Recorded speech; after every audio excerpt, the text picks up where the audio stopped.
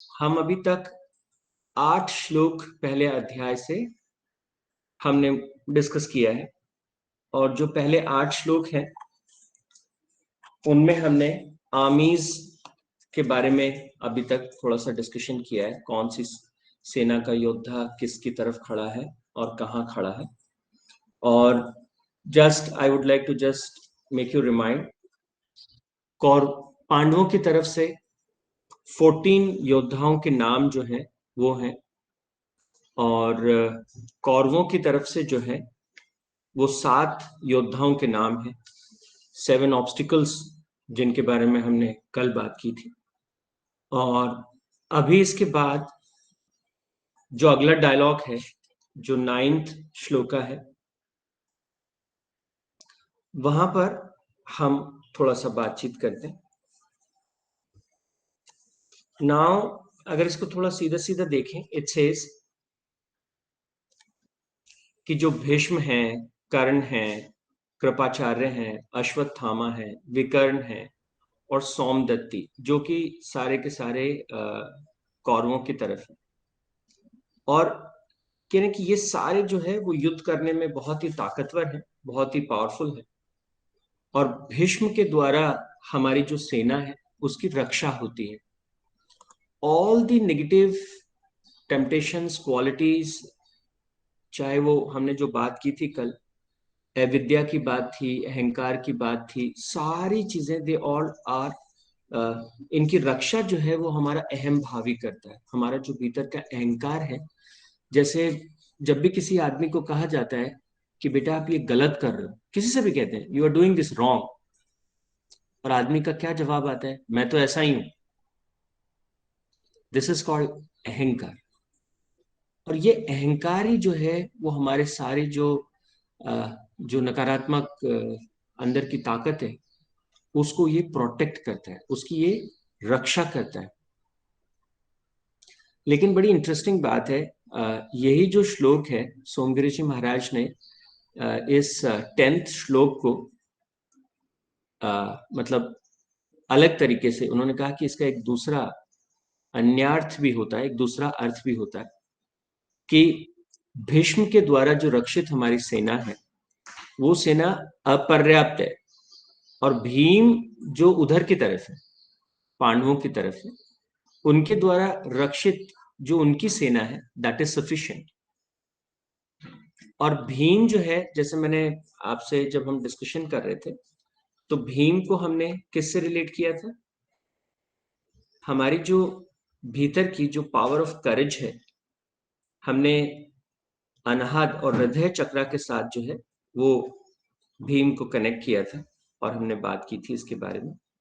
तो हमारे भीतर की जो जीवन ऊर्जा है, जो वाइटैलिटी है, जो करेज, जो साहस की शक्ति है हमारे भीतर, वो दैट गिव्स यू नो, वो जो ताकत है वो हमारी जितनी भी पॉजिटिव स्ट्रेंथ है उस सारी पॉजिटिव स्ट्रेंथ को कंट्रोल करती है, राइट।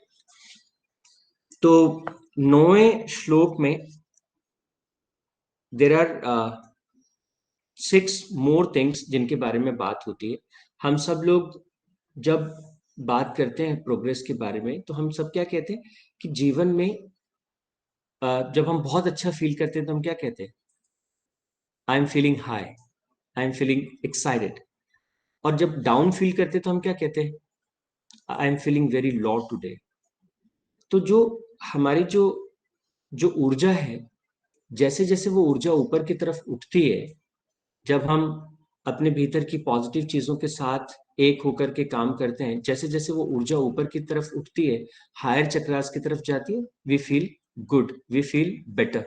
और जैसे जैसे वो ऊर्जा नीचे की तरफ जाती है, हम सभी और दुनिया की करीब करीब सभी भाषाओं में यही ट्रांसलेशन मिलेगा, मुझे बहुत आज लो फील हो रहा है। लो फील हो रहा है मतलब जो भीतर की ऊर्जा है दैट इज डाउन, ठीक है। तो इस ऊर्जा के अप और डाउन की जो प्रक्रिया है, उसमें 9th श्लोका को अगर अपन ध्यान से देखें तो it talks about there are some more factors जो इसके ऊपर काम करते हैं। और इन फैक्टर्स के बारे में 6 फैक्टर्स की चर्चा जो है वो यहाँ है। पहला फैक्टर काम, फिर क्रोध, लोभ, मोह, मद और मत्स्य। 6 फैक्टर्स के बारे में बात करते हैं। ये 6 के 6 फैक्टर जो है, once we exercise any one of them, they immediately take our energy low. तो अगर एक एक करके देखें अपन, मत्स्य इज एनवे, छठे जिसके बारे में बात की, जब भी हम किसी से ईर्ष्या का भाव रखते हैं, आपने एक्सपीरियंस किया होगा, तुरंत हम अपनी ऊर्जा को, अपने आप को थोड़ा लो फील करते हैं। जब हम अपने भीतर मोह, मोह stands for delusion, the moment we experience this we feel low. You all know, जब आदमी किसी भी तरह के लोभ में होता है, ग्रीड में होता है, अगेन वी फील लो। जब व्यक्ति जो है क्रोध की स्थिति में होता है, और जैसे ही वो क्रोध का ज्वार उसका चला जाता है, आप लोगों ने अनुभव किया होगा, ऐसा लगता है कि शरीर से बहुत सारी ऊर्जा जो है वो निकल गई है, कुछ बचा ही नहीं है। ऐसे जैसे ना जान जैसी निकल गई है, ऐसे पूरा ऐसा आदमी सक कर जाता है। तो क्रोध भी जो है हमारे लिए यही करता है। और काम जो है, मतलब I need to experience this, I need to experience that, बहुत तरह की जो सेंस ग्रेटिफिकेशन की जो टेंडेंसीज हैं। और आपने एक्सपीरियंस किया होगा कि जब भी आपको चाहे कोई चीज बहुत अच्छी लगती है, but the more and more you try to have it, slowly and gradually after, like आपने टीवी देखा, मैं अक्सर यही एग्जांपल देता हूँ, 4 घंटे टीवी देखने के बाद कैसा महसूस होता है? You feel excited about it और you feel low about it. 4 घंटे टीवी देखने के बाद आपको लगता है, एक एक थकान सी हो जाती है, एक एक ऐसा हो जाता है कि ओ माय गॉड, क्यों टाइम वेस्ट किया।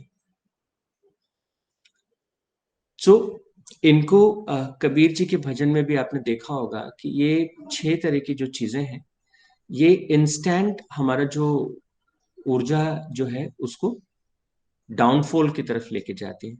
और इसीलिए इन 6 चीजों को कहा कि ये बड़े शत्रु हैं, और ये लगातार हम सबके भीतर जो है वो बने रहते हैं। सवाल ये उठता है कि क्या हम इनसे फ्री हो सकते हैं, क्या हम इनसे मुक्त हो सकते हैं? तो वो क्या प्रोसेस है कि हम इनसे मुक्त हो जाए?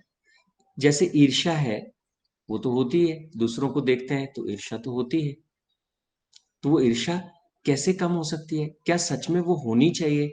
उसके पीछे हम कौन सी ऐसी प्रोसेस है जिसको अगर हम एक्सरसाइज करें तो ये थोड़ा सा कम हो सकती है? तो अभी तक हमने देखा कि हमारे पास कुछ एक्सट्रीम पावर्स हैं, जो हमने शुरू से जिनके बारे में हमने बात की। चाहे वो पावर आत्मनिरीक्षण की शक्ति है, चाहे वो आत्म संयम की शक्ति है, हमने अभी बात की ना संजय के रूप में। तो आत्मनिरीक्षण की शक्ति क्या करती है? जब ये भाव हमारे भीतर उठते हैं, अगर हम उस शक्ति को लगातार एक्सरसाइज कर रहे हैं, तो हमको पता चल रहा होगा कि इस समय मेरे मन में ये लालच आ रहा है, इस समय मेरे मन में ये क्रोध पैदा हो रहा है, इस समय मेरे मन में ये जो है मत्स्य भाव प्रकट हो रहा है, इस समय मेरे अंदर एक मद जो है वो प्रकट हो रहा है। So the moment we have that power in us, जैसे ही आत्मनिरीक्षण की शक्ति सही जगह पे काम करने लगती है, हमको वो सब चीजें अपने भीतर दिखने लगती हैं। जब वो हमें दिखने लगती हैं अपने भीतर, तो हम अपनी जो दूसरी पॉजिटिव शक्तियां हैं, जो आत्म नियंत्रण की शक्ति है, आत्म संयम की जो शक्ति है, अगर हम उसे देख पाएंगे तो हम उसे नियंत्रित भी कर पाएंगे। समस्या कहाँ खड़ी होती है? जब हमारा अहम भाव बहुत प्रबल होता है, तो हम क्या सोचते हैं, मैं, this is what I M, मैं ऐसा ही हूं। तो हमने अगर किसी एक चीज को एक्सरसाइज किया, अगर किसी बच्चे ने थोड़ा आलस को एक्सरसाइज किया और आलस वो बहुत करता है, तो धीरे धीरे उसे ऐसा लगने लगता है, और वो उस आलस के साथ अपने आप को इतना आत्मसात कर लेता है, वो कहता है मैं तो आलसी हूं, एंड दैट्स इट। और व्यक्ति कहता है मैं किसी की नहीं सुनता, this is what I am. And the moment you say this is what I am, things become, you know, फिर परिवर्तन जो है वो ऑलमोस्ट असंभव जैसा हो जाता है, बहुत मुश्किल हो जाता है। तो फिर हमें क्या करना चाहिए? एक छोटा सा अभ्यास, जिसे हम कहते हैं नॉन आइडेंटिटी, अपना जो स्वरूप है उसका ध्यान करना, नॉन आइडेंटिफाई करना अपने आप को इन सारे नेगेटिव इमोशंस के साथ। और वो कैसे होता है, इसका एक छोटा सा उदाहरण मैं आपको देता हूं। जब कोई भी इस तरह का नकारात्मक भाव आता है, जब हम ये कहते हैं अगर आपको क्रोध को छोड़ना है, तो आपने क्रोध के साथ हमने जो अपने आप को आइडेंटिफाई कर लिया है, पहले उस आइडेंटिटी को डिसॉल्व करने की जरूरत है। मैं स्वभाव मेरा गर्म है, मैं बहुत तेज स्वभाव का हूं, मैं किसी को सहन नहीं कर सकता।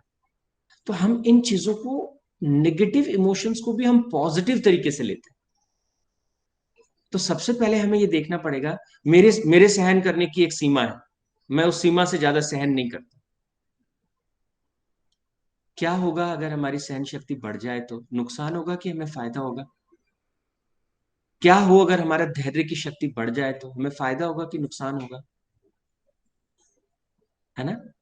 तो इसलिए ये हमको समझना होता है कि हमको अपने आप को, जिन चीजों से हम आइडेंटिफाई कर लेते हैं जाने अनजाने में, उनसे हमको एक थोड़ा सा डिस्टेंस बनाना है। बार बार गीता हमें कहती है कि हम केवल जो है वो ये स्थूल शरीर नहीं है। हम, और जैसे ही स्थूल शरीर में कोई भी चीज, इसके आराम के खिलाफ कुछ भी होता है, हम अनकंफर्टेबल फील करते हैं। लेकिन अगर हम इस शरीर से अपने आप को, आ, अगर हम इसको थोड़ा सा अपने आप को अलग कर पाए, तो अगर शरीर को थोड़ा हार्ड वर्क करना पड़ रहा है, थोड़ा मेहनत करना पड़ रहा है, थोड़ा एफर्ट लगाना पड़ रहा है, तो हमको ऐसा नहीं लगता कि वो हार्ड वर्क सब मैं ही कर रहा हूँ।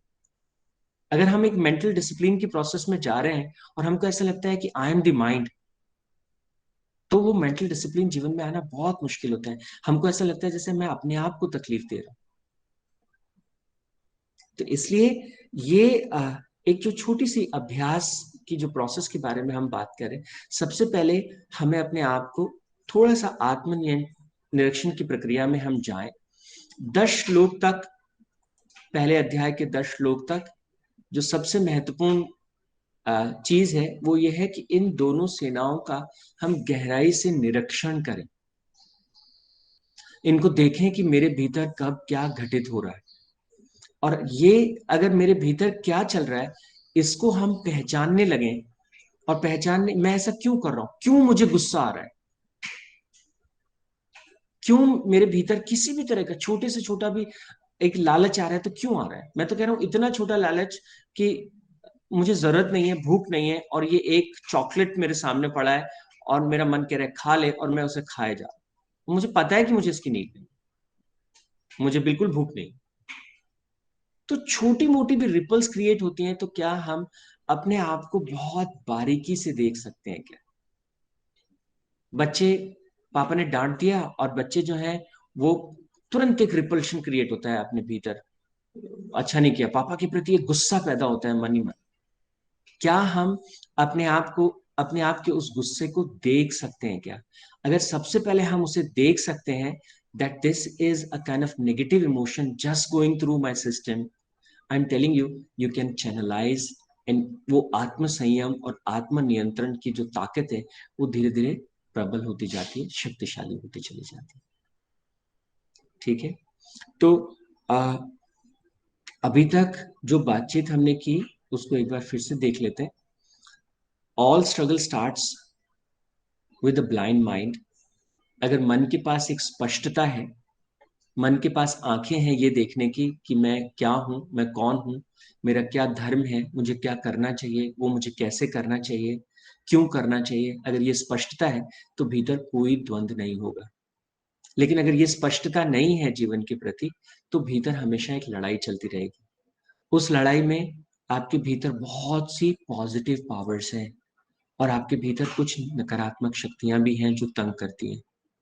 और इन पॉजिटिव और नेगेटिव दोनों को हम अगर लगातार आत्मनिरीक्षण की प्रक्रिया से गुजारें, अपने आप को लगातार हर पल हर सेकंड देखते चले जाएं, अपने उठने वाले भावों को, तो हम क्या कर सकते हैं, अपने भीतर परिवर्तन की एक प्रक्रिया को शुरू कर सकते हैं। ठीक है? तो आज हम इतना ही डिस्कशन करेंगे। ये प्रकृति, जो परिवर्तन की जो प्रक्रिया है, ये कैसे होगी, कैसे हम अपने भीतर से वो बदलाव लाएंगे, उसके बाद उसके बारे में फिर अपन स्टेप बाय स्टेप इसको समझेंगे।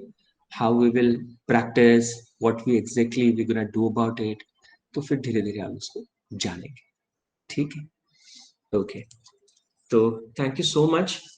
11 श्लोक से आगे हम कल बात करेंगे।